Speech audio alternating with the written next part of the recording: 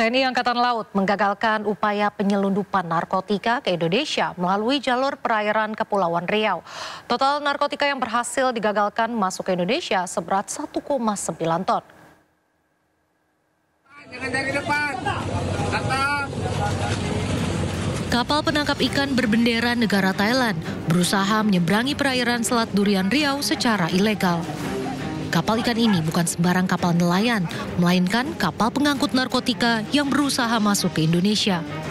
Tim patroli TNI Angkatan Laut yang mendapat informasi kapal ikan asing mencurigakan itu langsung melakukan pengadangan. Dari pemeriksaan ditemukan barang bukti narkotika jenis kokain dan sabu. Di dalam kapal terdapat 5 awak, di mana 1 orang memiliki kewarganegaraan Thailand dan 4 lainnya berkewarganegaraan Myanmar. 705 sabu-sabu, 705 kilo sabu-sabu, 1,2 ton kokain, 1,2 ton. Penangkapan kapal penyelundup narkotika ini berawal dari kecurigaan petugas yang mendapati kapal ikan tetapi tidak memiliki alat penangkap ikan. Dokumen kapal juga tidak dilengkapi dengan izin pelayaran yang sah. Kini kapal dan seluruh anak buah kapal serta barang bukti diamankan untuk proses hukum lebih lanjut. Dari Kepulauan Riau, Gusti Yenosa, iNews melaporkan.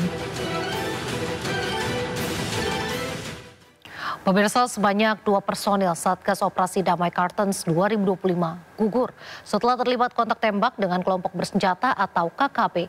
Peristiwa itu terjadi di Kampung Usir, Distrik Mulia, Kabupaten Puncak Jaya, Papua Tengah.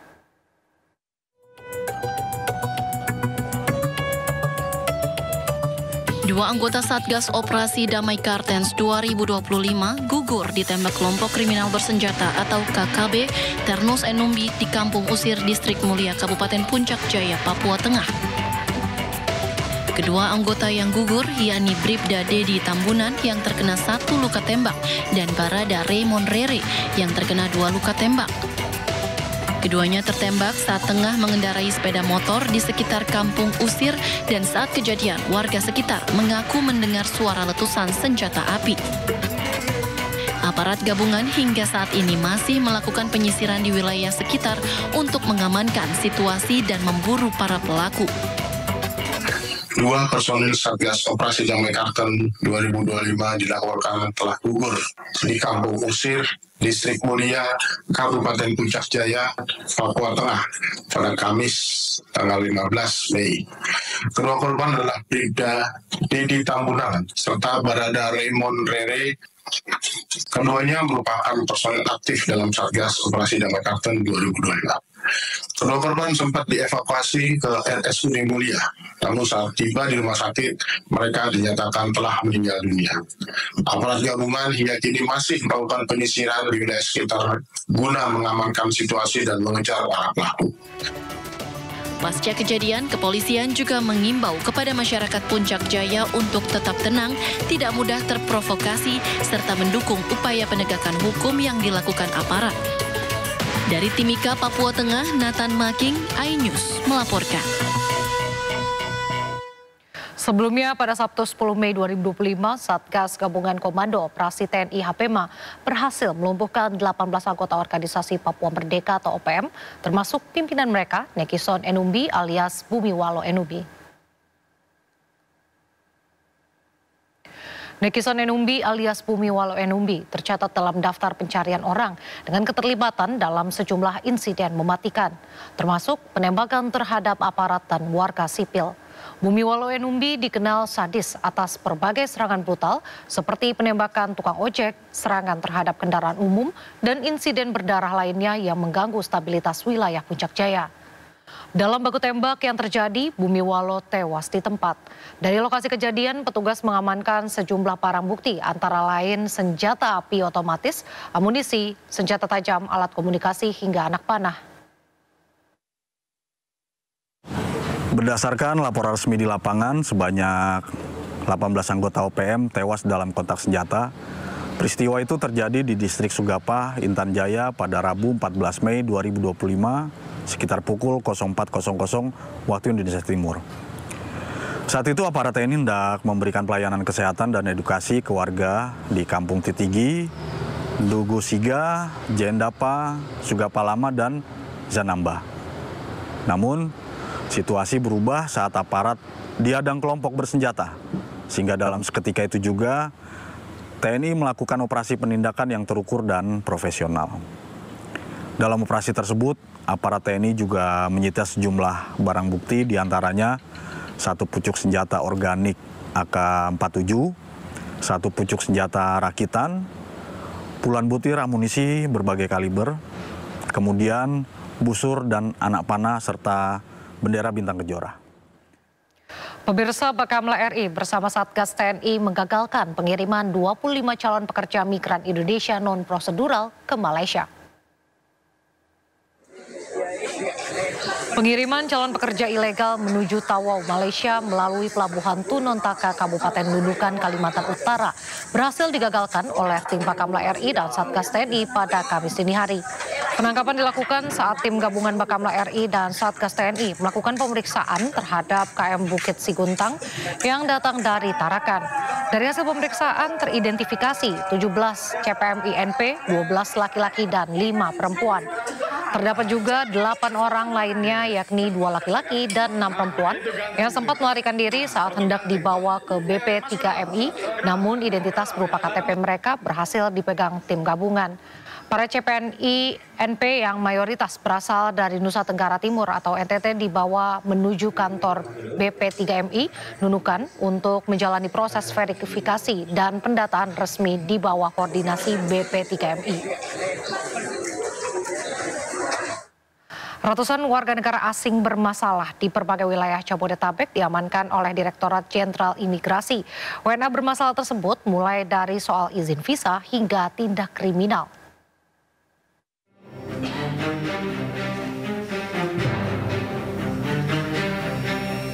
Sebanyak 170 warga negara asing yang bermasalah berhasil diamankan oleh Direktorat Jenderal Imigrasi Republik Indonesia selama periode 12 hingga 14 Mei 2025. Dalam keterangannya, Direktorat Jenderal Imigrasi mengatakan, ratusan WNA bermasalah tersebut diamankan dari sejumlah wilayah di Jabodetabek melalui kantor wilayah imigrasi masing-masing area. Pelanggaran yang dilakukan oleh ratusan WNA ini pun bervariasi. Antara lain adalah pelanggaran izin tinggal atau overstay, keributan, membuat onar, sponsor fiktif, hingga penyalahgunaan visa atau visa fiktif, yaitu masuk Indonesia dengan visa investor, namun tidak melakukan kegiatan investasi di Indonesia. Kemudian para WNA yang diamankan paling banyak berasal dari negara yang pertama menduduki peringkat pertama di Nigeria, ada 61 orang. Kemudian Kamerun ada 27 orang. Kemudian Pakistan ada 14 orang, Sierra Leone ada 12 orang, Pantai Gading ada 8 orang, dan Gambia ada 8 orang. Ancaman hukuman atas pelanggaran ini adalah pidana paling lama 5 tahun dan atau denda paling banyak 500 juta rupiah. Selain itu, pengenaan teks ataupun tindakan administrasi keimigrasian berupa pendeportasian dan pencantuman dalam daftar penangkalan. Dari Jakarta, Stephen Patinama, Raga Firdaus, iNews melaporkan. Informasi selanjutnya, pemirsa, sidang lanjutan dugaan suap terdakwa Sekjen PDIP Hasto Kristianto kembali dilanjutkan hari ini. Tim Jaksa KPK pun menghadirkan 2 saksi dari KPU RI dan penyidik KPK.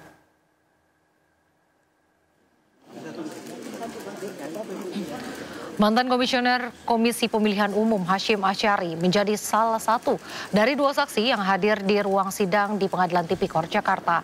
Selain Hashim Asyari, tim Kejaksaan KPK juga menghadirkan penyelidik KPK Arief Budi Raharjo.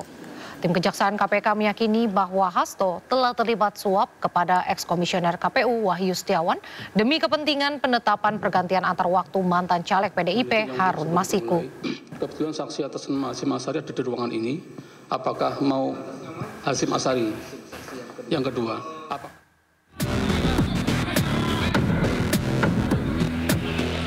Sementara itu, Hasto mempertanyakan kejelasan status dan keterangan saksi yang dihadirkan oleh jaksa tersebut. Ia meminta penjelasan atas posisi saksi kepada majelis hakim.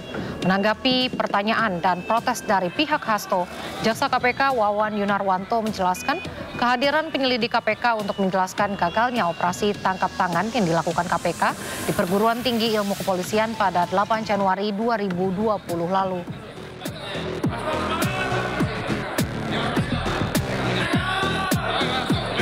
Ya, baik, terima kasih rekan-rekan pers. Jadi ini juga suatu proses yang agak khusus, bahkan baru pertama kali terjadi seorang penyidik dari KPK kemudian menjadi saksi terhadap suatu peristiwa yang tidak dilihat, tidak didengar, dan tidak dialami secara langsung, sehingga kembali terbukti yang disampaikan banyak merupakan opini, bahkan bisa dikategorikan suatu konstruksi dengan tujuan-tujuan tertentu yang pasti itu memberatkan saya. Yang saya agak kaget juga disebut sebagai aktor intelektual, hanya karena memberikan suatu arahan kemudian melaporkan, itu dianggap sebagai suatu aktor intelektual. Padahal apa yang saya lakukan terhadap proses awal adalah suatu tindakan konstitusional sebagai hak resmi dari partai politik untuk melakukan judicial review ke Mahkamah Agung dan meminta fatwa ke Mahkamah Agung. Ini adalah suatu tindakan organisatoris. Siapapun, sama ketika Pak Arief tadi menerima sprindidik dari pimpinan, maka sprindidik itu adalah bukan orang per orang, tetapi atas nama lembaga KPK. Sehingga bukan berarti yang mengeluarkan sprindidik lalu dianggap sebagai aktor intelektual. Nah, karena itulah ini merupakan suatu bukti-bukti bahwa persidangan daur ulang ini memang terlalu dipaksakan dengan fakta-fakta yang memang diopinikan dan diasumsikan oleh para penyidik yang susah payah merangkap jabatan dari penyidik menjadi saksi penyidik, yang ternyata dari proses pemeriksaan tadi yang bersangkutan bukan suatu saksi fakta. Ini dari saya, terima kasih. Selanjutnya akan dilanjutkan oleh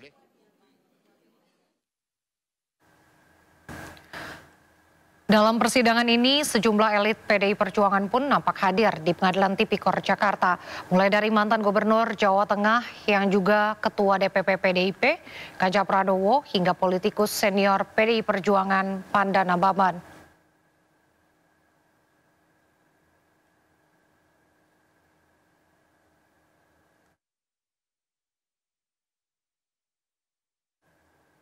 Pemirsa, sebelumnya Hasto Kristianto didakwa menghalangi penyidikan kasus buronan Harun Masiku dan menyuap komisioner KPU Wahyu Setiawan. Elit PDI Perjuangan tersebut mengklaim dirinya sebagai korban kriminalisasi dan tahanan politik.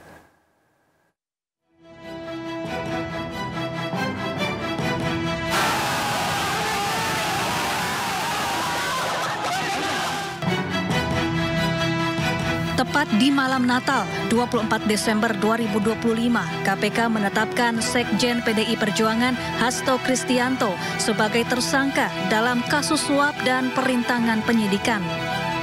Hasto disebut menyuap komisioner KPU Wahyu Setiawan terkait pergantian antar waktu anggota DPR RI fraksi PDIP. Selain itu, Hasto juga diduga membantu buronan Harun Masiku melarikan diri dari perburuan KPK. Hasto disebut memerintahkan Harun Masiku menenggelamkan ponselnya ke dalam air dan bersembunyi di markas PDIP. Untuk melengkapi barang bukti, KPK juga menggeledah kediaman Hasto di Bekasi, Jawa Barat. Selain Hasto, KPK juga menetapkan staf Hasto, yakni Doni Tri Istiqomah sebagai tersangka suap.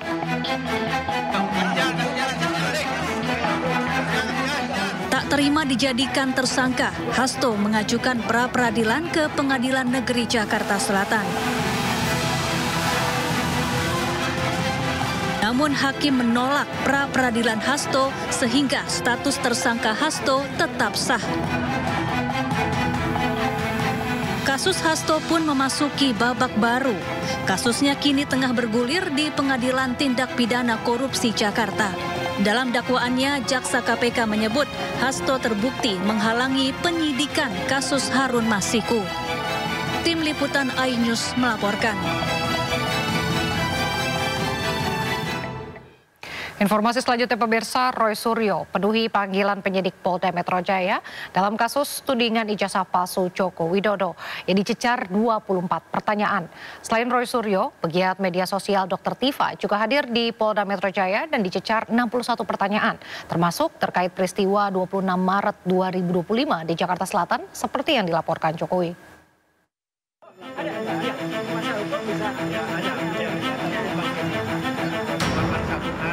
Roy Suryo buka suara usai diperiksa penyidik di Polda Metro Jaya terkait pemeriksaan dirinya dalam laporan yang dilayangkan Presiden ke-7 RI Joko Widodo soal tudingan ijazah palsu. Selama 2 jam diperiksa, Roy Suryo dicecar 24 pertanyaan. Ia sempat menolak menjawab pertanyaan penyidik karena pertanyaan tidak sesuai dengan surat panggilan, serta menduga adanya penyeludupan pasal dalam laporan tersebut. Baik, dari awal saya tanyakan terlapornya mana? Ya, ketika tidak ada terlapornya, ya sudah, saya senyum saja. Penyidik juga ngerti, ya Pak, nggak ada terlapornya, kita maksudnya. Nah, yang kedua adalah lokus dan tempusnya sudah jelas banget. Ya, terjadi di Jakarta Selatan, hari nggak ada Rabunya, tapi tanggal 26 Maret 2025. Udah, sepanjang tidak ada pertanyaan soal itu, ya nggak perlu kita jawab. Ya, karena itu pertanyaannya menyangkut soal itu. Kemudian yang paling penting lagi, saya juga mempertanyakan, ini kan ada pasal. Ya, di samping pasal 311, 310, 27 ayat A, ada juga pasal yang mau dimasukkan ke dalamnya, ya, pasal yang diselundupkan. Saya nggak tahu menyelundupkan siapa, ya gitu. Itu pasal 32 dan 35 Undang-Undang ITE. Kebetulan dulu saya ikut merancang Undang-Undang ITE bersama teman-teman yang lain. Pasal itu tujuannya, sekali lagi saya ulangi, adalah untuk transaksi elektronik supaya Indonesia itu diselamatkan dari perdagangan internasional dan kita bisa ikut. Bukan pasal untuk mempidanakan orang. Selain Roy Suryo, pegiat media sosial Dr. Tifa juga hadir di Polda Metro Jaya terkait dugaan penyebaran informasi mengenai penggunaan ijazah palsu Joko Widodo.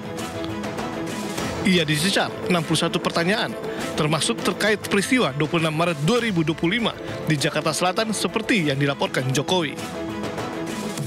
Saya berkali-kali minta klarifikasi, minta penjelasan tentang apa sebetulnya peristiwa yang terjadi di tanggal 26 Maret 2025 tersebut, sampai dengan terakhir saya tidak mendapatkan sebuah jawaban. Jadi 90% lebih, hampir 100% pertanyaan-pertanyaan yang disampaikan oleh penyidik sama sekali tidak ada kaitannya dengan peristiwa tanggal 26 Maret 2025 di Jakarta Selatan. Ya. Dan karena itu saya juga menggunakan hak saya untuk tidak menjawab pertanyaan-pertanyaan yang tidak relevan dengan isi substansi dari undangan klarifikasi ini. Roy Suryo dan Dr. Tifa dikenal sebagai dua sosok yang secara terbuka menyuarakan keraguan atas ijazah milik Jokowi. Tim Liputan iNews melaporkan. Pensiunan dosen Fakultas Kehutanan UGM, Kasmujo, menegaskan dirinya bukan dosen pembimbing skripsi Jokowi. Karena saat Jokowi kuliah, Kasmujo masih berstatus sebagai asisten dosen.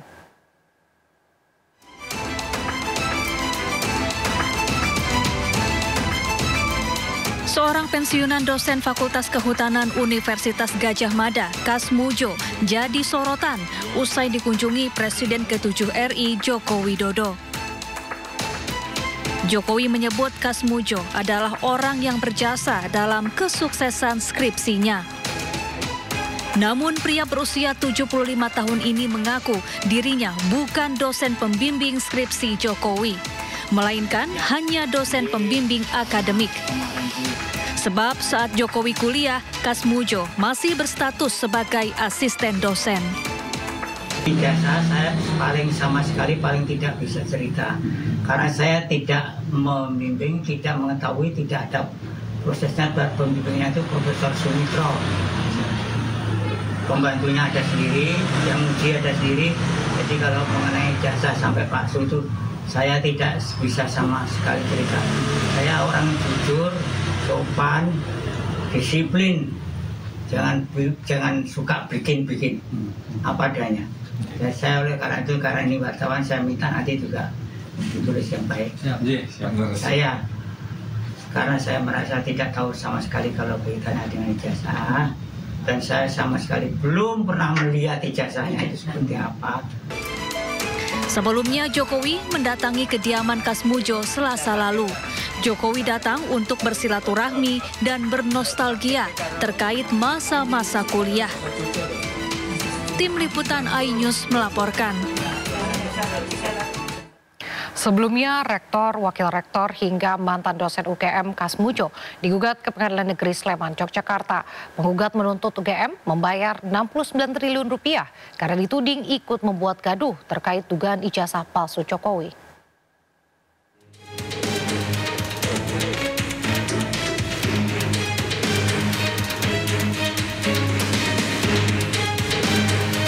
Kemudian dalam menghadapi gugatan seperti apa ya? Siap. Saya menghadapi macam-macam tuh saya belum pernah sih tadi.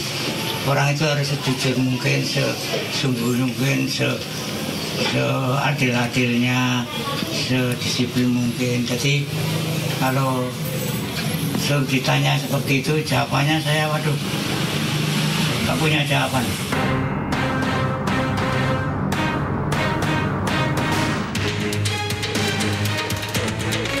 Rektor, wakil rektor, dekan Fakultas Kehutanan UGM, kepala perpustakaan, hingga mantan dosen UGM Kasmujo digugat ke Pengadilan Negeri Sleman, Yogyakarta.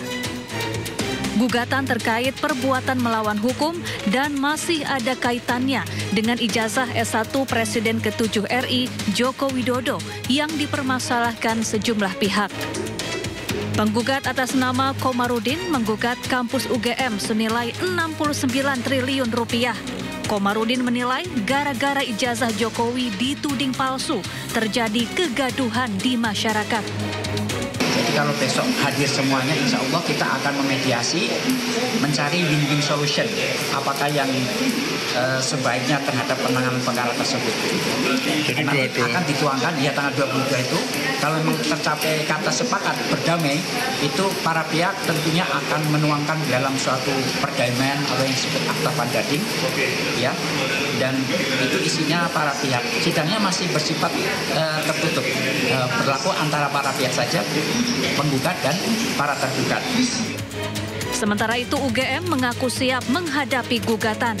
UGM menyatakan mempunyai bukti autentik terkait dokumen perkuliahan Jokowi. Dari Sleman, Yogyakarta, iNews melaporkan. Ketua Kamar Dagang Indonesia atau Kadin Kota Cilegon Muhammad Salim diperiksa Polda Banten. Informasi lengkapnya usai jeda, tetaplah di Sindo Malam.